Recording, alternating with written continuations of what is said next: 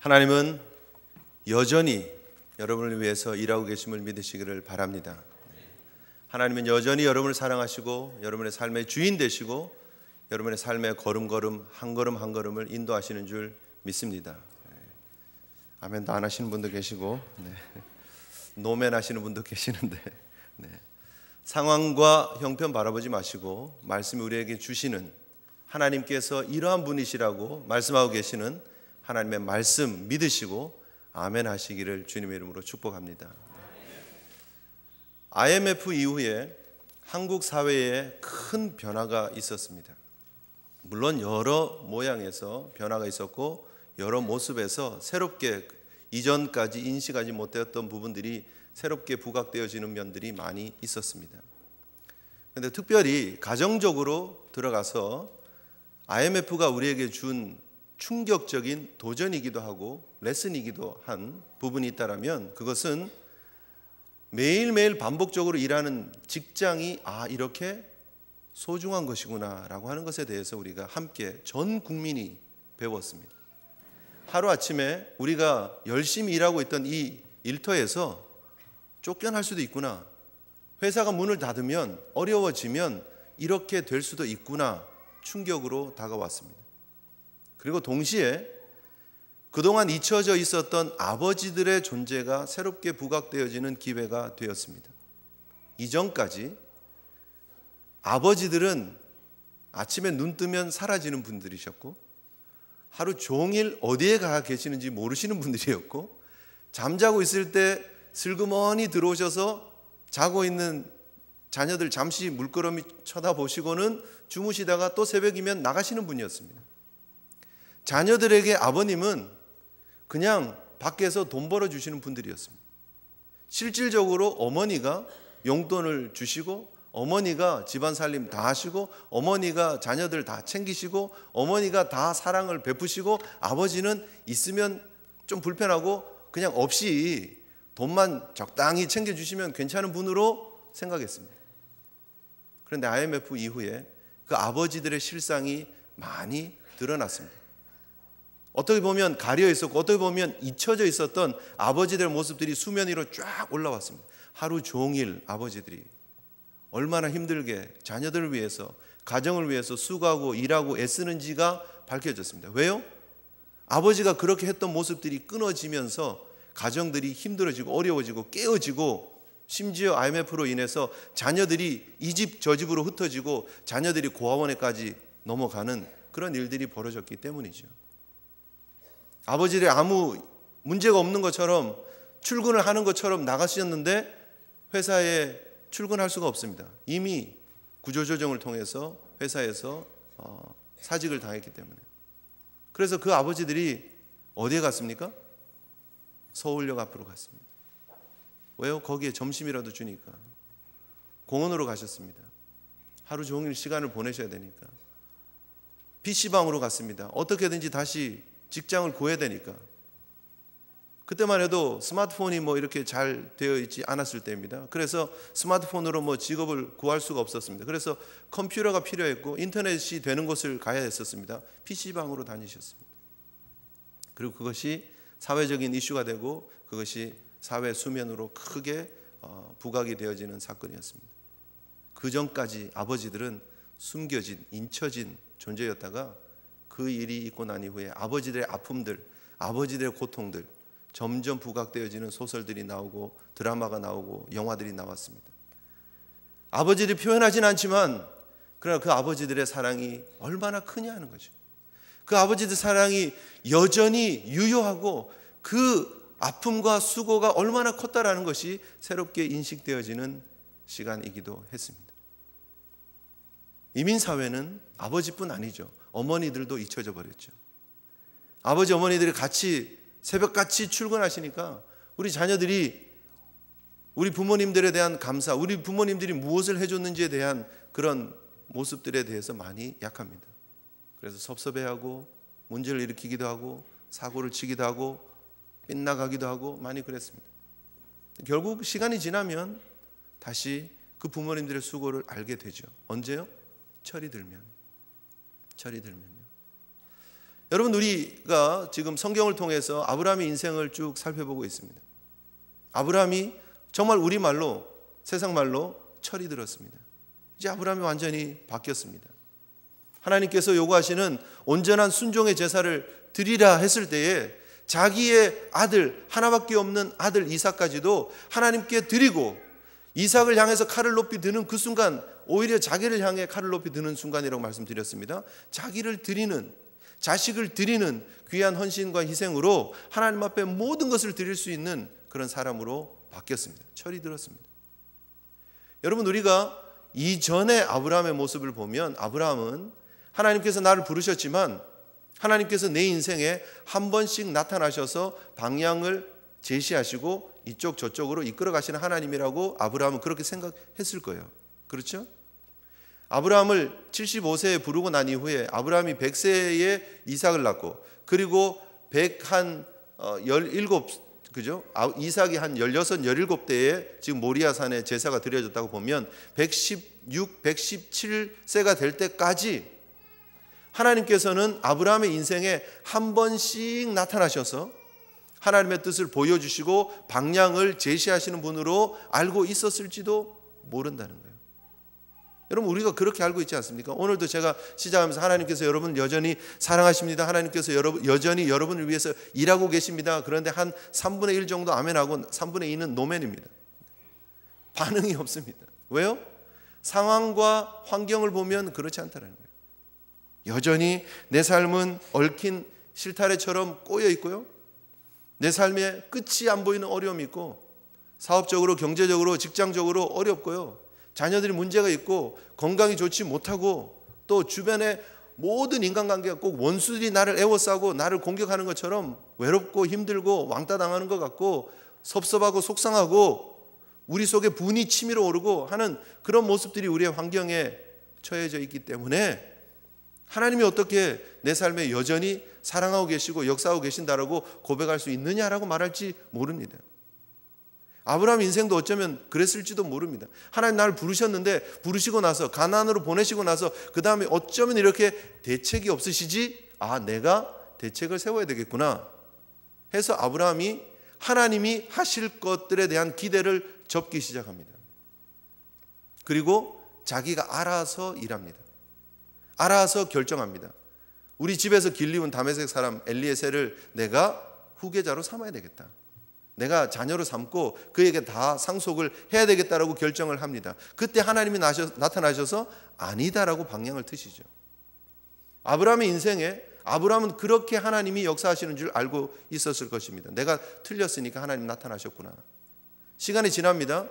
역시 하나님이 나의 삶의 주인 되셔. 그랬는데 시간이 지났는데 특별한 변화가 없어요. 나를 통해서 분명히 후손을 주시겠다고 하셨는데 별 변화가 없어요. 그래서 부인이 제시하는 방법으로 따라갑니다.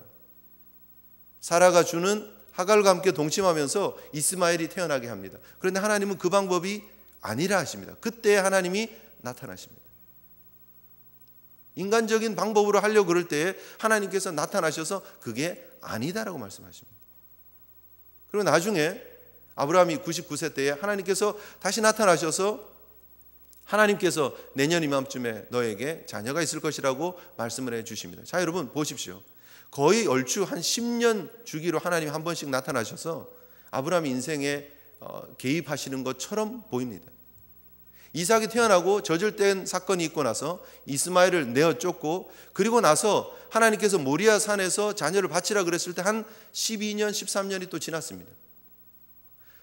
아브라함의 삶에 하나님께서 나타나시는 인터벌을 이렇게 그 간격들을 보면 한 10년, 12년 주기로 나타나십니다. 그렇다고 해서 하나님께서 아브라함의 인생에 그렇게 한 번씩 역사하시는 분이라고 생각해서는 안 된다라는 거예요. 오늘 본문이 우리에게 주고 있는 중요한 교훈이 있습니다. 레슨이 있습니다. 여러분 본문을 다시 한번 가서 보십시오. 22장 20절에 뭐라고 얘기를 하고 있습니까? 이 일 후에 어떤 사람이 아브라함에게 알리어 이르기를, 이렇게 얘기를 하고 있습니다. 이 일이 어떤 일이죠, 여러분? 이 일이 어떤 일입니까? 적어도 이 앞에 있는 일들을 얘기를 하겠죠, 그죠? 모리아산에서 이삭을 하나님 앞에 번제로 바치는 이 사건, 하나님께서 그 순간에 하나님께서 예비한 순양을 예비하셔서 예수 그리스도의 십자가의 사역을 어린 양 대신 그 예수 그리스도의 십자가의 사건을 예표하는 번제를 하나님 앞에 드리는 이 사건, 그 사건이 있고 난 이후에 하나님께서 이 뉴스를 아브라함에게 주셨다는 거예요. 여러분, 우리가 이 사건이 오늘 본문에 나타난 이 내용이 성경에 왜 기록되었는지를 볼 수 있어야 됩니다. 많은 경우 우리는 성경에 족보 얘기가 나오고 누가 누구를 낳았고 뭐 이런 얘기가 나오면 그냥 성경은 한 번씩 족보 얘기가 나와 그렇게 하고 이렇게 넘어갈지 모릅니다. 그러나 이 사건이, 이 기록이 너무너무나 중요하다는 거예요. 여러분, 잠깐 거기다가 이렇게 마크를 해두시고요, 창세기 11장을 한번 가서 보시기 바랍니다. 창세기 11장.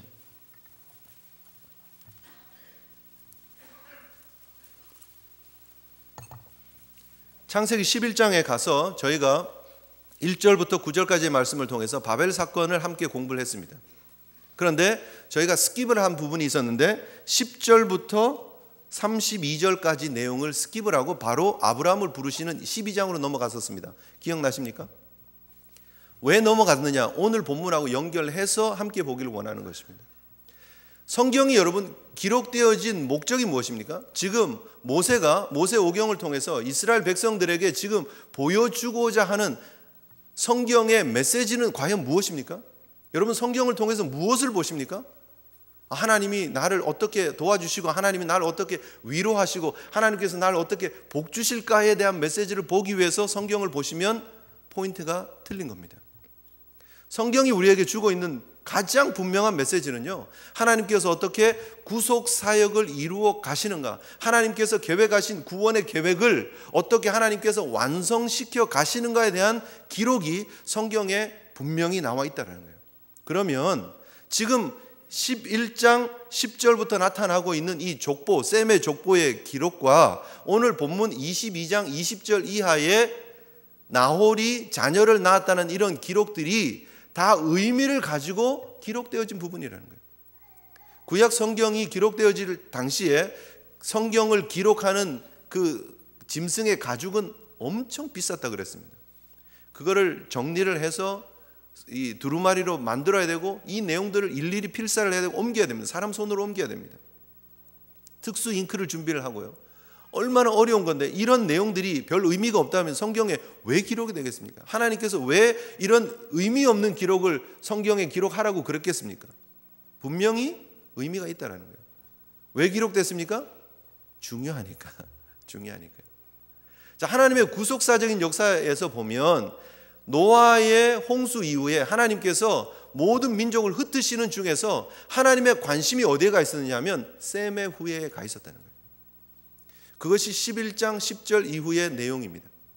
셈의 후예가 어떻게 대를 이어서 연결되어지고 있는가, 하나님의 역사가 어떻게 흘러가고 있는가, 하나님의 관심이 누구에게 가 있는지를 말하고 있습니다. 그리고 그 관심이 어디에까지 이어지죠? 11장을 여러분 보시면 누구 얘기로 마무리가 됩니까? 데라의 얘기로 마무리가 됩니다. 데라가 누구입니까?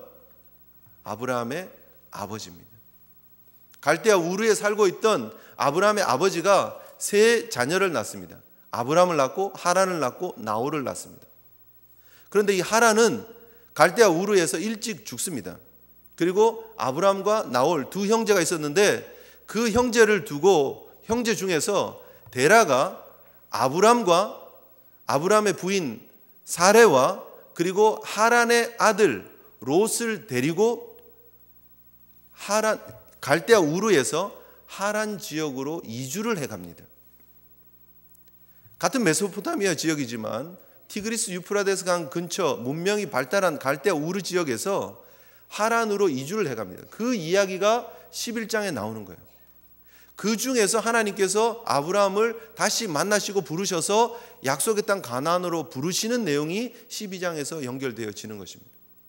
그런데 여러분, 그때 그 11장에 나타나는 족보의 이야기가 하나님의 구속사를 위해서 필요한 라인이라는 거예요. 그 라인이 그림으로 밑그림처럼 이렇게 쫙 설명을 해주고 있고, 그 중에서 하나님이 아브라함을 택하셔서 하나님의 언약의 민족, 언약의 백성을 삼아가는 과정을 성경이 보여주고 있는 거예요. 그래서 12장부터 22장까지 아브라함 이야기를 쭉 살펴보고 있었던 것입니다. 그런데 오늘 본문에 갑자기 아브라함의 형제 누구라고요?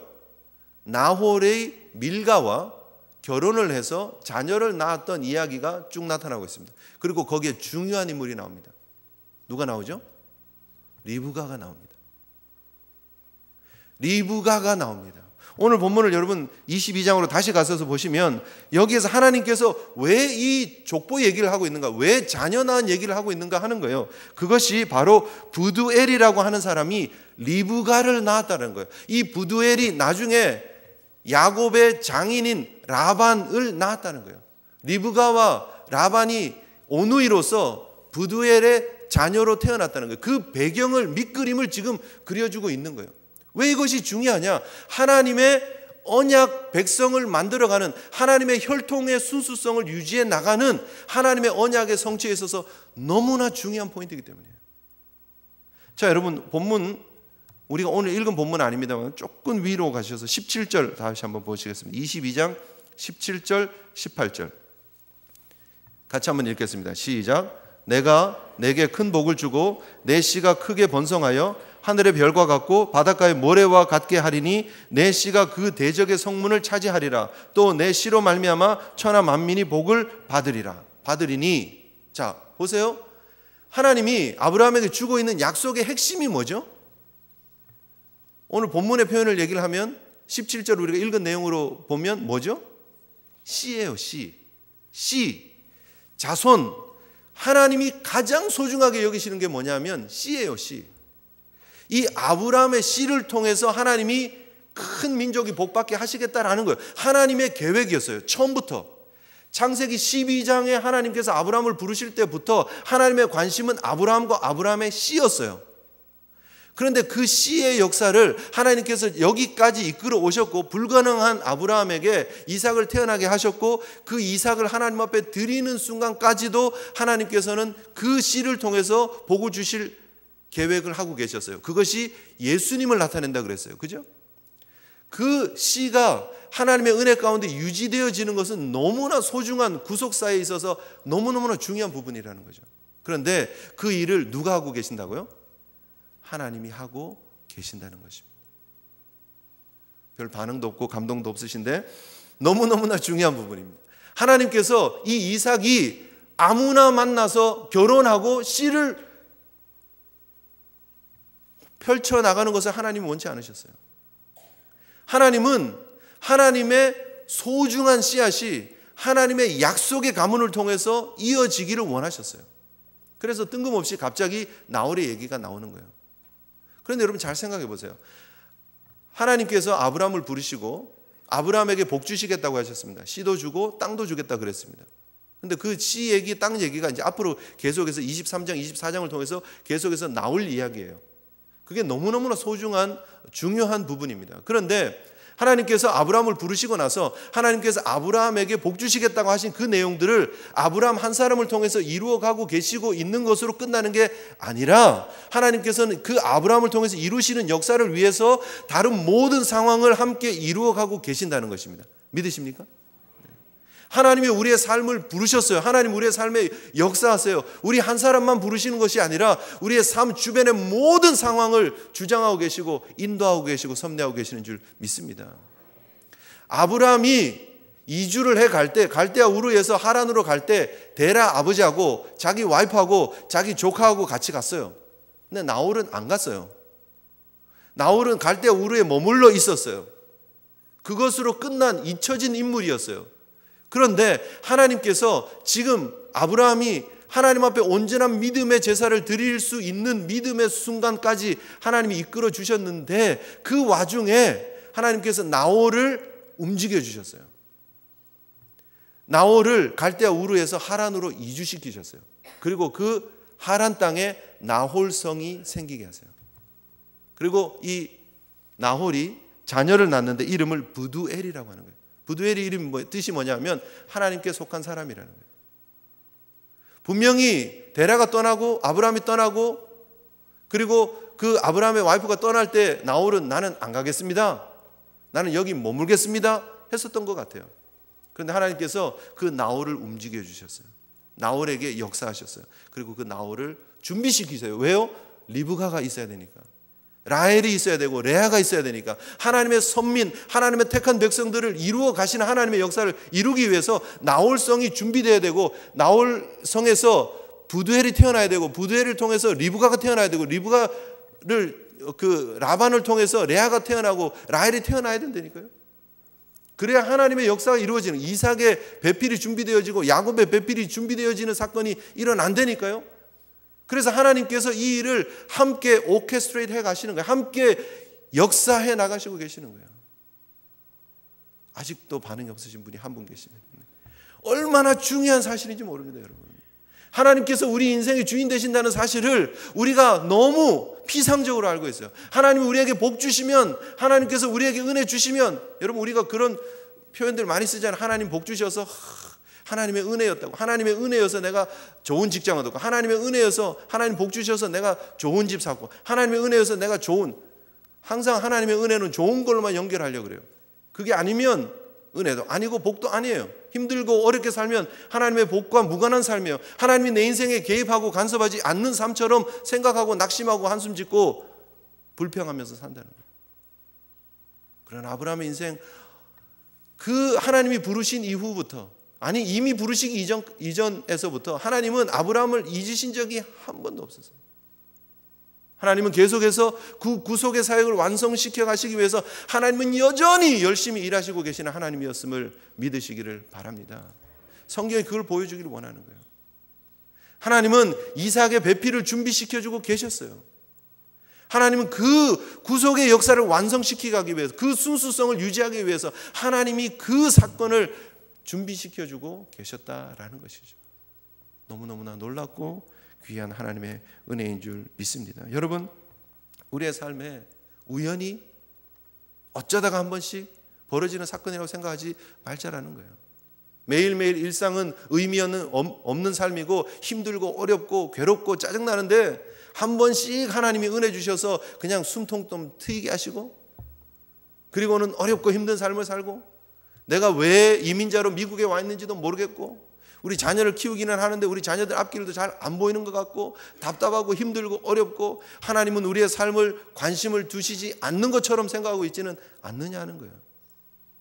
그러나 여러분, 제가 분명히 말씀드리는 것은 여러분의 인생은 절대 실수가 아니고 우연이 아니라는 거예요. 하나님께서 하나님의 섭리를, 하나님의 계획을 완성시켜 가시기 위해서 하나님께서 여러분을 이 이민자의 땅 뉴욕으로 부르신 줄 믿습니다. 하나님께서 계획이 있으셔서 저와 여러분들이 이곳 이 땅에 우드사이드에 교회를 세우게 하시고 함께 모여 교회 공동체를 이루게 하시는 줄 믿습니다. 잘 안 보이죠? 잘 안 보일 따름이에요. 아브라함도 잘 안 보였어요. 잘 안 보이니까, 하나님의 뜻이 어디 있는지 모르니까, 하나님의 계획이 어디 있는지 모르니까 애굽으로 내려간 거예요. 잘 안 보이니까 자기 아내를 누이라고 속이는 거예요. 잘 안 보이니까 자기 종을 자기 후계자로 삼겠다 하는 거예요. 잘 안 보이니까 자기 와이프가 하는 얘기를 듣고 하갈과 함께 동침해서 이스마엘을 낳는 거예요. 잘 안 보이니까. 그런데 하나님이 원하시는 것은 보라는 거예요. 믿으라는 거예요. 내가 함께 하고 있고 내가 역사하고 있고 내가 너의 삶의 주인이다라는 것을 하나님 분명히 말씀하시기를 원하시는 거예요. 아직도 읽지 못해서, 아직도 성숙하지 못해서 하나님의 뜻을 보지 못했을 따름이죠. 여러분, 하나님께서 우리를 실수로 이민자로 여기 보내신 게 절대 아니라는 거예요. 조성 목사가 어떻게 하다 보니까 여기 공부하러 왔고 여기서 이렇게 목회를 하고 있는 게 아니라고 저는 확신합니다. 하나님의 뜻이 있다는 거예요. 우리 이민자들의 2세를 통해서 하나님께서 계획하신 일들이 분명히 있다는 거예요. 지금 앞이 좀 잘 안 보일 뿐이에요. 안 보일 뿐이에요. 하나님은 우리 코리안들을 통해서, 우리 아시안들을 통해서 하나님께서 계획하신 미국을 향한 메시지가 분명히 있는 줄 믿습니다. 하나님께서 교회들을 세우게 하시고 지금 이 땅에 교회가 존재하고 있는 이유가 분명히 있다라고 저는 믿습니다. 여러분, 한 10년 전, 20년 전에 미국에 흑인 대통령이 태어날 거를, 흑인 대통령이 나타날 거를 여러분 상상이나 해보셨습니까? 네? 오바마가 누구야? 그랬을 거 아니에요. 옛날 같으면요. 무슨 흑인? 미국은 절대 안 돼. 앵글로 섹슨족, 화이트, 그죠? 백인들이 자기들의 그런 기득권을 가지고 정치하면서 하는 거야. 우리 다 그런 얘기 안 했습니까? 그런데 지금 누가 대통령입니까? 오바마 대통령이에요. 흑인 대통령이 지금 대통령으로 재선에 성공해서 지금 하고 있잖아요. 집권하고 있잖아요. 지금 안 보이죠? 조금 지나면은요, 한 세대가 지나면은요, 우리 아시안들이 두각을 나타낼 때가 옵니다. 네, 아멘 한 만큼 역사할 줄 믿습니다. 네. 여러분, 어떻게 그런 일들이 벌어지는지 아세요? 여러분, 우리 사랑하는 자녀들이 힘들지만 어렵지만 사실은 대도시를 중심으로 이민자들이 많이 와 있습니다. 대도시를 중심으로 많은 이민자들이 학교에 들어가서 지금 공부를 하고 있습니다. 한국 아이들이, 중국 아이들이, 인도 아이들이, 그런 정말 똑똑한 우리 아시안계 아이들이요, 들어가서 같이 공부를 합니다. 지금 섞여서 같이 공부를 하고 있어요. 그들에게는 인종차별 없습니다. 그 아이들은 적어도 함께 거기서 공부하고 자라난 아이들은요, 함께 아시안들이랑 함께 흑인들이랑 함께 모여서 히스패닉들이랑 함께 모여서 공부하고 함께 일할 수 있는 법을 배워가고 있어요. 초등학교, 중학교, 고등학교, 대학교 함께 하면서요. 그들 주변에 똑똑하고 공부 잘하는 친구들이 누구죠? 지금? 아시안들이에요.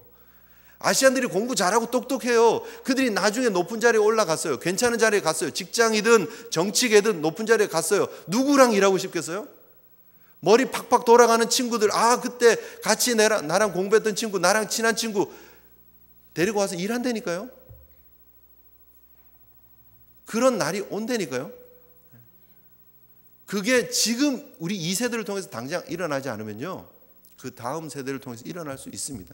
중요한 거는 하나님께서 어떻게 하실지 몰라요. 저도 그냥 이렇게 추측 한번 해보는 거예요. 이렇게 된다 안 된다, 지금 언제 된다, 그렇게 제가 예측할 수는 없지만, 그러나 하나님의 선한 뜻이 있고 하나님은 여전히 일하고 계시고, 하나님이 이 혼탁한 미국의 이민자로서 하나님께서 우리에게 주시는 메시지가 있고, 그 일을 감당하라고 우리 1세들, 믿음의 1세들, 세상과 타협하지 않고 오직 하나님 바라보고 믿음으로 교회를 세우고 믿음의 걸음을 걸어가는 우리 1세들을 통해서 2세들에게 영향을 끼치게 하시고, 2세들이 또 3세들에게 영향을 끼치게 하시고, 이 이민자의 땅 미국에 하나님께서 주시는 메시지를 전하게 하시는 줄 믿습니다.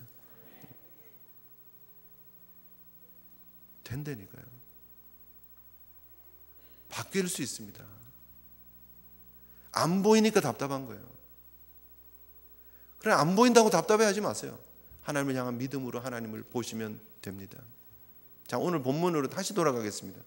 이 본문의 말씀이 언제쯤 주어졌을까 하는 거예요. 언제 주어졌을까요? 모리아산의 사건에서 이삭은 나이가 16 내지 17쯤 되었을 거라고 말씀을 드렸습니다. 그렇죠? 그런데 지금 23장에 들어가면 사건이 언제로 휙 뛰어갑니까? 사라가 127세를 맞이하고 죽습니다. 127세에 죽습니다. 그러면 이삭의 나이가 몇 살이죠? 사라가 90에 이삭을 낳습니다. 그러면요, 37. 그렇죠. 이삭이 37입니다. 모리아산에서 이삭을 드렸던 시간을, 그때부터 시간이 한 20년이 훌쩍 지나간 시간이에요. 20년이 지나서 37일 때 지금 적어도 그런 상황 속에서 이 사건이 벌어지는 거예요. 그런데 23장에는 사라가 죽습니다. 24장에서는 이삭이 결혼합니다. 그런데 여러분, 만약에 이 사건이 미리 주어진 사건이라면 아브라함이 일찍 이삭을 결혼시키려고 했겠어요, 안 했겠어요? 했겠죠. 부인이 죽기 전에 빨리 결혼시켜서 며느리 보게 하려고 그랬겠어요, 안 했겠어요? 아니, 따라와 주세요. 대답이라도 좀 하세요. 그랬을 거 아니에요. 그런데 왜 장례식이 먼저 터지죠? 이 뉴스를 늦게 들은 거예요. 사라가 거의 병들었다든지 거의 죽어갈 때쯤 되었는데 이 소식을 들은 거예요. 나홀의 자식이 태어났는데 리브가라는 딸도 있고, 보니까 그쪽이랑 연결하면 우리 이삭을 결혼시킬 수 있겠구나 생각을 하지만, 지금 당장 사라의 장례식이 더 급한 문제가 되어져 버린 거예요. 그러니까 지금 사라의 장례식이 먼저 나오는 거죠. 이 사건은 적어도 이삭의 나이가 36 혹은 37 정도 되었을 때, 사라가 죽음을 거의 직면했을 때, 아니면 죽고 난 다음에 들었을지도 몰라요. 그 전후여야 한다는 거예요. 그 20년 기간 동안 아브라함은 자식 결혼 문제에 대해서 이제는 더 이상 신경을 쓰지 않습니다. 17 이삭에서부터 37 이삭이 될 때까지, 실질적으로 이삭이 40에 결혼을 합니다. 그렇죠? 24장에 보면 40에 결혼을 합니다. 그 기간 동안 노총각이 되고 하나님의 약속이 안 이루어질 것처럼, 또 하나님의 약속이 이렇게 미뤄지는 것처럼 보이는 그런 상황 속에서도 아브라함은 조금도 흔들리지 않습니다. 그리고 하나님을 의지하는 믿음으로 하나님의 구속사역을 완성하기 위한 구별된 삶을 드립니다. 그게 뭐죠? 가만히 있는 거예요. 가만히 있는 거예요. 기다리는 거예요. 하나님이 역사하실 때까지, 하나님이 나에게 소식을 주실 때까지, 하나님이 나에게 뉴스를 주실 때까지 가만히 있는 게 믿음인 줄 믿으시기를 바랍니다. 그 전까지 아브라함은요, 조급했어요. 그 전까지 아브라함은요, 자기가 일을 하려고 하는 아브라함이에요. 자기가 애굽으로 갔었고요, 자기가 자기 종을 상속자로 하겠다 그랬고, 자기가 하갈과 동침했고요, 자기 방법이었어요. 자기 모습이었어요. 그런데 지금 모리아산에 자녀를 드리겠습니다, 칼을 높이 치켜든 그 이후부터 아브라함은 완전히 바뀌었어요. 그 다음에 이제는 하나님이 다 하십시오. 하나님이 이제는 일하시는 줄 저는 믿습니다. 하나님이 여전히 내 삶에 역사하고 계시는 줄 믿습니다. 이삭의 배필도 하나님이 준비하고 계시는 줄 믿습니다 하고 기다린 거예요. 그냥 기다린 거예요. 한 20년 기다린 거예요. 기다렸더니 하나님이 사람을 통해서, 어떤 사람을 통해서, 그 어떤 사람이 누구예요?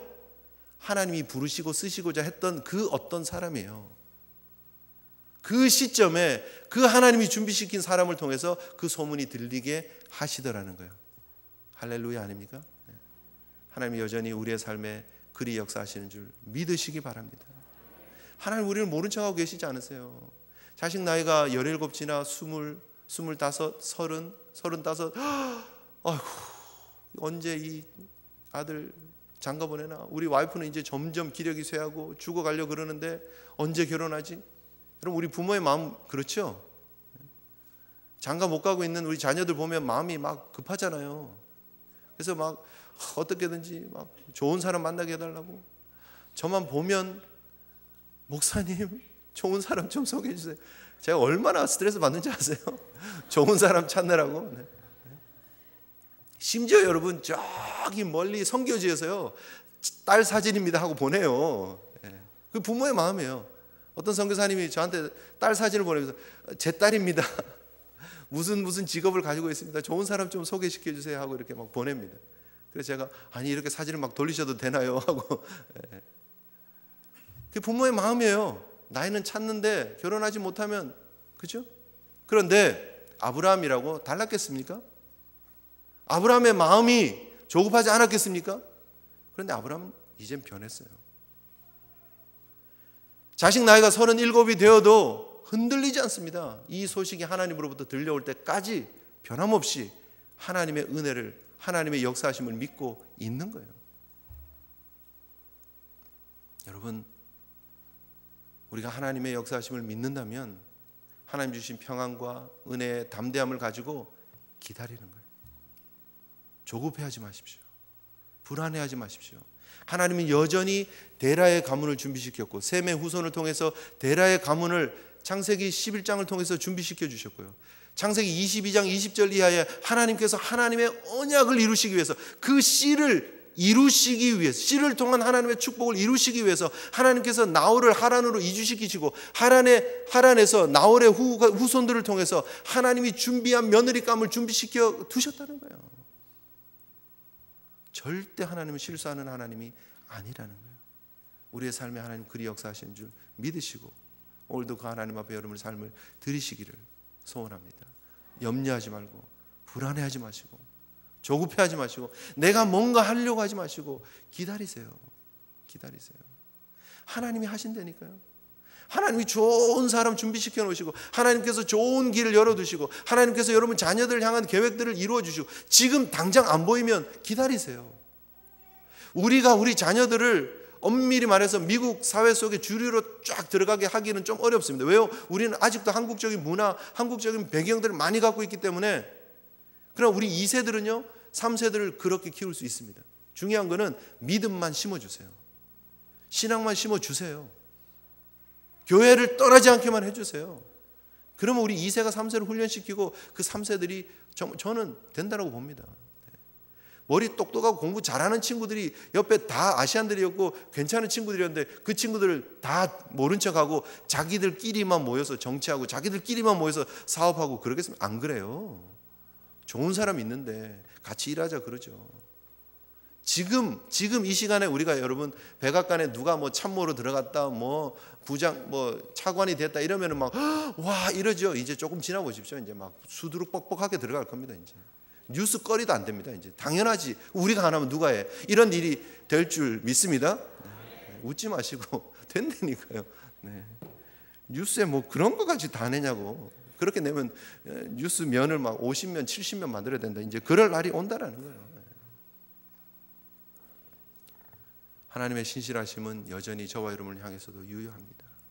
어저께 사무실로 부부가 찾아왔습니다. 자신들의 인생에 미국에 와서 정착하기로 한 것이 정말 큰 결정이었대요. 너무너무. 근데 하나님께서 그 이후로 길을 쫙 열어주셔서 너무너무나 감사하게 여기까지 왔다는 거예요. 그런데 갑자기 예기치 못한 일이 터져서 너무 낙심되고 너무 힘들어서 한 주 동안 어떻게 해야 될지를 모르는 한 주를 보냈다는 거예요. 그러면서 여러 그 루트를 통해서 들어오는 소식이 이렇게 하면 된다, 저렇게 하면 된다, 이 방법도 있다, 저 방법도 있다, 그런 얘기를 많이 들었대요. 그런데 마음이 편하지가 않더래요. 이런저런 방법이 있어서 사실은 마음은 좀 조급해지려고 하고 이거라도 해야 되나? 저거라도 해야 되나? 이런 마음이 들지만 이게 아니구나라는 생각이 들면서 교회 생각이 나고 제 생각이 나고 그래서 교회로 왔다는 거예요. 그래서 우리가 함께 이런저런 얘기를 함께 했습니다. 하나님의 뜻을 구하는 기도를 우리가 함께 드렸습니다. 그리고 하나님께서 어떻게 인도하실지 모르지만 우리가 믿고 하나님의 방법으로 갑시다. 그리고 우리가 결론을 내리고 함께 하나님 앞에 기도하고 하나님 앞에 영광 돌리는 시간이었습니다. 쉽지 않습니다. 또 어려운 일들이 여러분들 앞에, 여러분 가정에, 여러분 자녀들에게 어떻게 벌어질지 모릅니다. 그러나 하나님은 여전히 여러분의 인생을 예비하고 준비하고 계시고 중요한 것은 이겁니다. 아브라함이 어떤 인생을 살았느냐는 거예요. 인간적으로 보면 별것 아닌 인생입니다. 하나님이 그렇게 큰 소리 치시더니 아브라함이 뭐 큰일 한 게 아니에요. 사실 여러분 무슨 뭐 알렉산더나 그죠? 무슨 징기스칸처럼 전 세계를 그냥 통합하는 그런 제국을 이룬 것도 아니에요. 사실은 당대에 한 사람을 통해서 그런 일들이 이루어질 수 있잖아요. 이루어졌잖아요. 사실은 하나님께서 아브라함을 가나안 땅으로 불러주시고 그 가나안 땅에 있는 헷 족속들, 그 사람들은 히타이트, 철기 문화를 썼던 사람들입니다. 그 히타이트 족속들을 그냥 아브라함이 확 쳐버리고 왕이 되고 그 히타이트 족속들을 이곳저곳으로 막 철기 문명을 가진, 그래서 막 애굽을 쳐버리고 저기 터키를 치고 그리스를 치고 로마를 치고 해서 지중해 연안을 장악하는 아브라함 왕국을 건설을 할 수도 있었을까요? 없었을까요? 있죠. 하나님은 그런 큰 일을 하기 위해서 아브라함 부른 게 아니에요. 하나님은 아브라함을 하나님의 구속 역사를 위해서 쓰는 그 연결고리로 쓰시기 위해서 부르신 거예요. 그거면 되는 거예요.